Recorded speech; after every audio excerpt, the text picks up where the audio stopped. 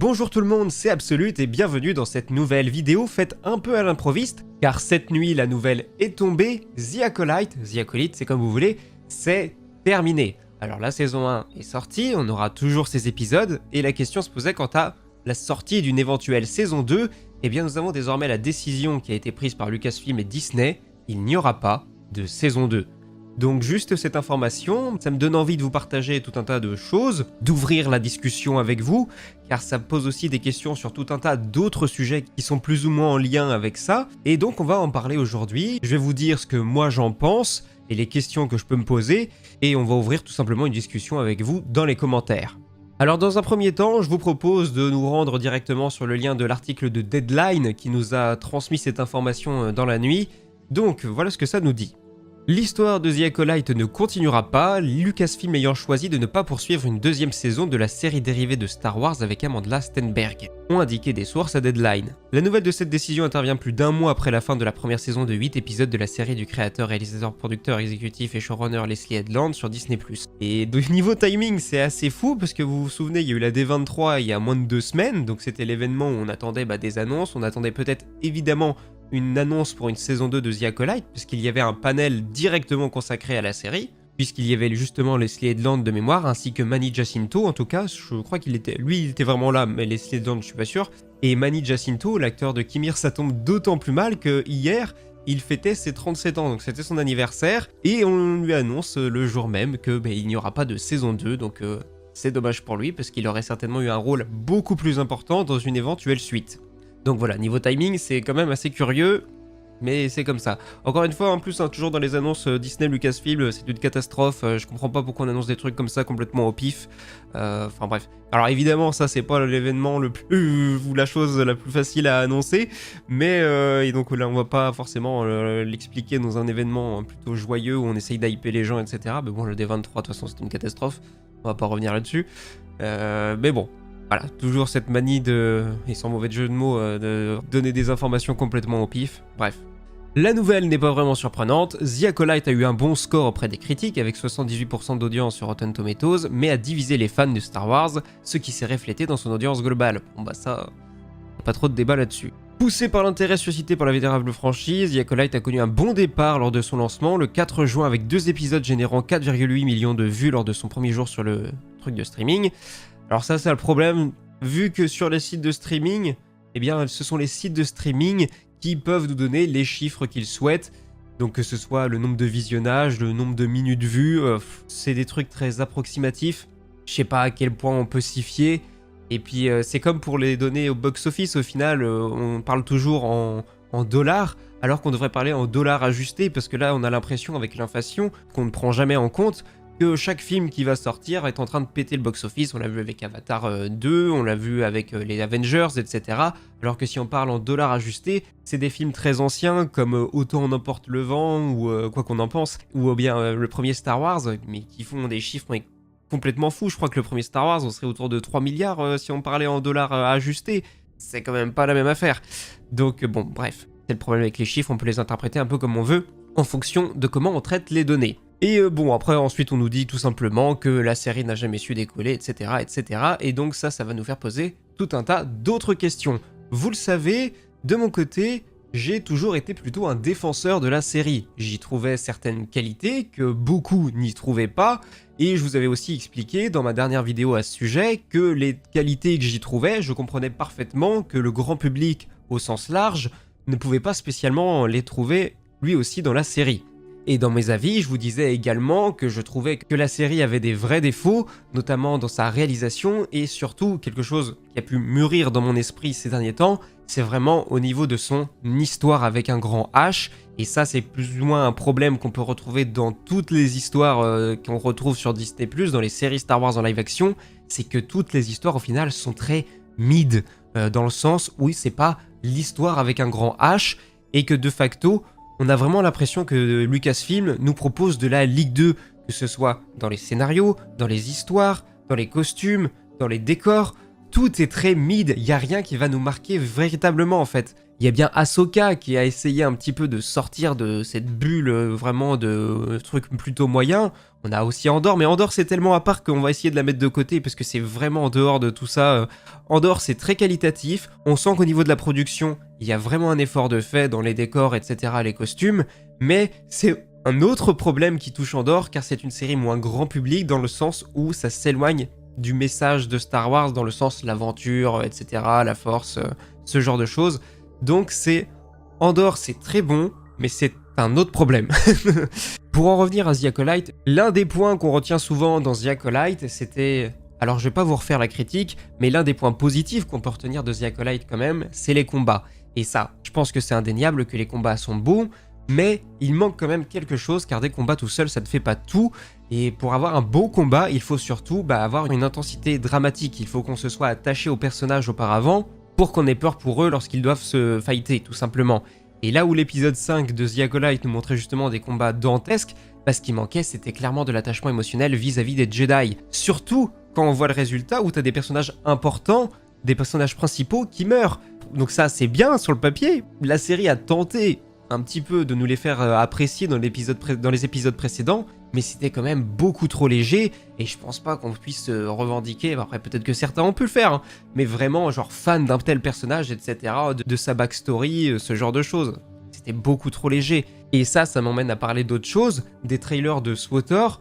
car c'est un peu malheureux, mais ces trailers de SWTOR qui sont sortis il y a plus de 10 ans pour certains, ils sont tellement bons, que ce soit dans l'univers que ça nous présente, que ce soit l'univers visuel, mais aussi de l'histoire au sens large. Et là où c'est fort aussi, c'est que même parfois sans dialogue, juste avec la mise en scène, on parvenait à s'attacher. Alors attention, on parle pas d'attachement comme si c'était nos personnages préférés, mais juste avec la mise en scène, on comprenait le drama qui se jouait derrière l'action qui nous était présentée durant ces petits trailers. Et du coup, au niveau de tout ça, ces trailers de SWTOR, je pense qu'ils ont imposé tacitement une sorte de standard de qualité dans l'esprit des fans de Star Wars. Et qu'aujourd'hui, donc, c'est difficile de venir et de proposer quelque chose qui serait de moins bonne qualité de façon générale. Car si vous reprenez les trailers de SWTOR, vous avez du drama. Si on reprend juste par exemple le trailer où Malgus attaque le temple, on n'a aucune connaissance de qui sont ces personnages. La seule chose que l'on connaît, c'est Coruscant et le temple Jedi. Et donc, en voyant Malgus arriver et tout défoncer, on a forcément un attachement émotionnel vis-à-vis des Jedi, car on sait que c'est leur maison. Donc la voir se faire détruire, ça fait mal. Et quand on voit le regard du Jedi qui se fait tuer à la fin, on a forcément une sorte de pitié pour lui. Donc vous voyez, c'est juste de la mise en scène, et il y a certainement d'autres de mes collègues youtubeurs plus cinéphiles, etc., qui trouveraient les bons termes pour les mettre là-dessus,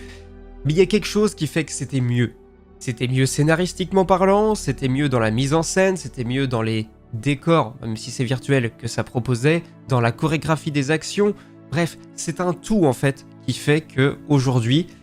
Disney n'y arrive pas selon moi, car il y a un manque dans chacune de leurs productions. C'est trop mid, c'est le meilleur terme, même si c'est de l'anglais, je suis désolé, c'est le meilleur terme que j'ai trouvé pour décrire les productions Star Wars depuis la sortie de Disney+, en fait, parce que je suis désolé. Les problèmes, même si ce ne sont pas les mêmes qu'on peut trouver dans The Acolyte,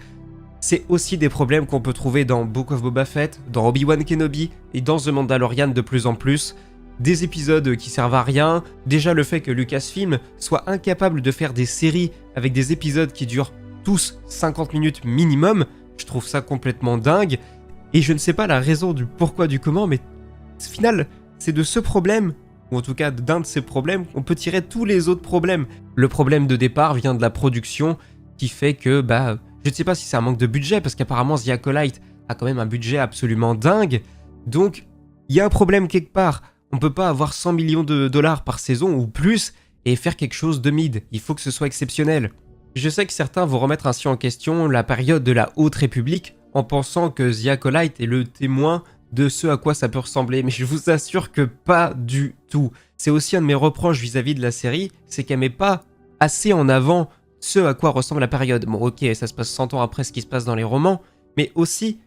j'en ai parlé récemment sur Twitter, l'histoire qui nous est présentée dans les romans principaux de la Haute République, c'est l'histoire avec un grand H. C'est l'histoire où tu vas vraiment pouvoir voir à quoi ressemble la galaxie à ce moment-là, car tu vas prendre le point de vue de plein de personnages différents, mais surtout des personnages importants, des personnages qui vont vraiment avoir un rôle capital à cette période-là. Là, en ce moment, je suis en train de lire le dernier, L'œil des ténèbres, qui est sorti en français, et c'est fou, c'est ce que je demande à voir sur grand écran carrément en fait. C'est de la nouveauté, des grosses bastons, des méchants qui en imposent, c'est parfait en fait. Alors évidemment, il y aurait un sacré travail d'adaptation à faire, c'est pas impossible non plus, hein. Peter Jackson a bien réussi à adapter Le Seigneur des Anneaux et à en faire un gros banger comme on dit, donc c'est pas impossible. Et ça prouve aussi que le talent, que les auteurs, certains auteurs, ont des vraies idées narratives qui peuvent encore nous surprendre, que certains peuvent encore créer des choses originales autour de Star Wars, sans que ce soit de la redite ou du fanservice facile. Donc malgré tout ça, ok, The Acolyte c'est terminé, la Haute République ça continue dans son petit coin et bon, c'est pas plus mal on va dire tant que Disney n'y touche pas trop. Et puis il nous avait été annoncé il y a ça quelques semaines que des bouquins, des romans, 2 je crois, sortiraient autour de The Acolyte, notamment un sur Kimir et Vernestra qui raconteraient leur passé. Donc les fans de la série pourront toujours se retourner vers ces options-là pour en savoir plus autour des personnages qu'ils ont appris à apprécier. Et concernant la suite de la série, et ça c'est un autre problème d'ailleurs, hein, c'est que moi j'avais trouvé que la série se met de bonne façon les pistes pour la suite, avec des théories qu'on pouvait faire, etc. Puis évidemment, le pinacle de tout ça, c'était bien sûr la présence de Dark Plagueis dans le dernier épisode. Mais du coup, le problème de tout ça, de toutes ces petites pistes qui étaient semées, c'est qu'au final, ça ne va mener à rien. J'imagine quand même que la série aura droit à une suite en roman ou en comics, quelque chose du genre, mais du coup, ça sortira pas sur petit écran. Et donc, le problème d'avoir teasé toutes ces petites choses, ça veut un peu dire qu'au final, la série comptait trop sur les suites pour arranger un peu tout ça. Enfin bref, peut-être que la série aurait plus dû se concentrer sur l'instant présent, comme les Jedi devraient le faire, pour au final conquérir un vrai grand public dès le début et non pas compter sur les suites, qui du coup ne sortira jamais. Et puis en plus tout ça, on va pas s'attarder trop sur le sujet car pour moi c'est vraiment un effet de bulle, mais évidemment qu'en ce moment sur les réseaux sociaux ça s'en donne à cœur joie, forcément les gens qui ont plébiscité la série, même si c'était pas aussi nombreux, sont très tristes, et à l'inverse, tous ceux qui ont pu chier sur la série, que ce soit pour des raisons malheureusement parfois pas très objectives, moi je pense que c'est vraiment un effet bulle sur internet, je pense pas que ce soit ça qui ait fait en sorte que Disney annule la série. Je pense vraiment que le problème principal c'est que le grand public ne s'y est pas retrouvé dans la série, que ce soit pour les raisons présentées précédemment, ou tout simplement que le grand public n'a pas été touché par les premiers épisodes, parce qu'apparemment la série a quand même fait des bonnes statistiques pour ses premiers épisodes, mais que ça s'est écroulé ensuite, et je pense vraiment que le problème principal il est là pour le grand public, en dehors de toutes ces idées qui nous sont présentées, et de cette haine aussi qu'on peut retrouver parfois sur internet. Je pense vraiment juste que déjà la série a été mal marketée, que les trailers étaient pas du tout enthousiasmants du tout, mais vraiment. Bon après ils font ce qu'ils peuvent avec ce que la série a leur proposé bien sûr, mais je pense déjà que la com, mais ça c'est un problème qui est récurrent depuis quelques années, que Lucasfilm n'arrive pas à faire de com autour de ses films ou de ses séries, et je pense du coup aussi que tout simplement la série n'avait pas une histoire suffisamment prenante pour le grand public, pour que le grand public s'y intéresse ou puisse rester pour regarder jusqu'à la fin. Donc au final j'ai envie de dire que c'est peut-être un mal pour un bien que The Acolyte ne soit pas renouvelé, même si ça me rend un peu triste parce que j'avais quand même hâte de voir à quoi pourrait ressembler la suite, mais force est de constater aussi que c'était trop moyen et que le grand public ne s'y est pas intéressé, donc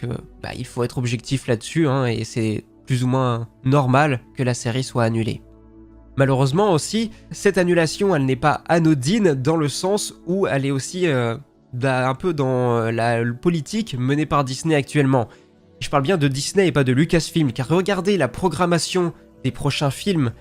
et séries, mais surtout films de Disney pour les 2, 3, 4 prochaines années, c'est terrifiant. Prenez juste les films d'animation, mais il n'y a que des suites, des préquels, des reboots, c'est terrifiant. Que ce soit avec Vaiana 2 qui sort cette année, on a La Reine des Neiges 3, on a Mufasa, qui est donc un préquel du Roi Lion, c'est terrifiant. Où est l'originalité de Disney ? Je vous invite d'ailleurs à aller regarder la vidéo, je crois c'est de Le Puits Animé sur YouTube, qui a retracé toute l'histoire de Disney, et c'est super intéressant parce qu'on voit que la vie d'une très grande entreprise, c'est des vagues, qu'il y a à certains moments des âges d'or, avec par exemple pour Disney le cas des années 90 avec la sortie de La Petite Sirène, de La Belle et la Bête, Aladdin, Le Roi Lion. C'est une période phare qui est restée dans les esprits. Et puis ensuite on a tout ce qui est début 2000 et qui est très compliqué avant de revenir à un âge d'or avec La Reine des Neiges, Vaiana. Et là je pense que Disney est dans un âge creux on va dire, avec des questions à se poser, car même si niveau chiffres ils arrivent encore à sortir la tête de l'eau, on a vu avec Vice Versa 2,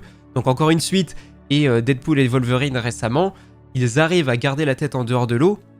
mais au niveau des contenus, des productions originales, c'est beaucoup plus compliqué. On sent que l'entreprise a besoin, je pense, d'un nouveau souffle, mais que pour le moment, ils préfèrent choisir les options de facilité, donc faire des suites, etc., parce que ça marche. Je pense quand même que sur le long terme, c'est pas une solution envisageable et qu'il faudra vraiment trouver pour l'entreprise de nouvelles têtes qui, comme à l'époque, vont devoir mettre un peu un coup de pied dans la fourmilière pour faire émerger des idées innovantes, novatrices, etc. Je pense pas que Disney va mourir, c'est l'entreprise la plus grosse de la planète, ou en tout cas pour la production de films et de séries, donc je pense pas qu'ils vont mourir comme ça, mais c'est sûr qu'il va falloir à un moment donné sortir la tête de l'eau. Mais en attendant, on est obligé de se coltiner tout ce qui est les solutions de facilité. On l'a vu par exemple du côté de Marvel, où ils font carrément revenir Robert Downey Jr., ce qui est la mort de la création, selon moi, surtout pour incarner un personnage tel que le Docteur Doom, qui est un personnage à part entière, et le voir réduit à un simple variant de Tony Stark ou quelque chose du genre, sur le papier, moi ça me vend clairement pas du rêve, donc ça me rend même un peu triste. Et puis si on peut parler de mon avis sur les films Marvel récemment, je pense que le vrai problème depuis 3-4 ans, voire depuis la fin de Endgame, c'est tout simplement que Marvel oublie de faire de ses films une saga, et que maintenant on se demande où est-ce qu'on va depuis 3-4 ans, alors que chaque film, dans la période au moins de la phase 3, entraînait son suivant. Donc c'est plutôt dommage, et je pense que c'est ça le problème principal, si vous voulez mon avis, concernant les films Marvel en ce moment. Donc voilà pour ça, et concernant la production des séries Star Wars, là aussi ça va être un problème pour Disney, parce qu'il va y avoir des grosses questions importantes à se poser, parce que The Acolyte, c'était censé être la nouvelle série phare qui porterait Star Wars sur le petit écran, maintenant que The Mandalorian s'est terminé, ou plus ou moins, avec bientôt la sortie du film, qui va conclure cet arc autour du Mandalorian et de Grogu. Et du coup, si The Acolyte c'est officiellement terminé, la question c'est quel est l'avenir de Star Wars sur le petit écran? On a encore la saison 2 d'Andor, on a Skeleton Crew qui sort à la fin de l'année, mais ça je pense pas qu'il faille en attendre grand chose, si ce n'est de passer un bon moment à la limite, mais voilà, ça va pas être la série phare. Et donc on a Ahsoka la saison 2, et on aura bien sûr Andor la saison 2. Mais en dehors de ça, quoi d'autre? Il va bien falloir, s'ils veulent entretenir Disney+, créer de nouvelles séries. Alors peut-être qu'on va se concentrer dans l'animation, c'est pas impossible qu'il y ait de ça aussi, mais les séries live-action Star Wars maintenant, ça fait partie intégrante de Disney+, donc je pense pas qu'ils puissent s'en passer éternellement. Après, le problème avec, comme je vous l'ai dit plus tôt aussi, la production des séries Star Wars, je trouvais que c'était toujours moyen visuellement, qu'il y avait vraiment des problèmes au niveau des effets spéciaux, etc. Donc je suis dans le regret de constater que Star Wars sur le mois, ça a surtout sa place sur grand écran, et que sur petit écran, c'est plus compliqué. Donc ouais, je suis vraiment curieux de voir les décisions qui vont être prises au sein des bureaux de Lucasfilm pour les prochaines années. Et pour le moment, on est obligé d'attendre, d'être dans l'expectative, on va dire, et d'attendre de voir quelles décisions vont être prises. Mais en tout cas, ça doit bien discuter en ce moment dans les bureaux pour savoir quoi faire, parce que... Et je sais d'ores et déjà dans les commentaires que certains vont prétendre avoir la solution, mais je vous assure, faites comme moi, et mettez-vous à ma place et lisez tous les commentaires que les autres fans que vous laissent dans les commentaires, et vous verrez que personne,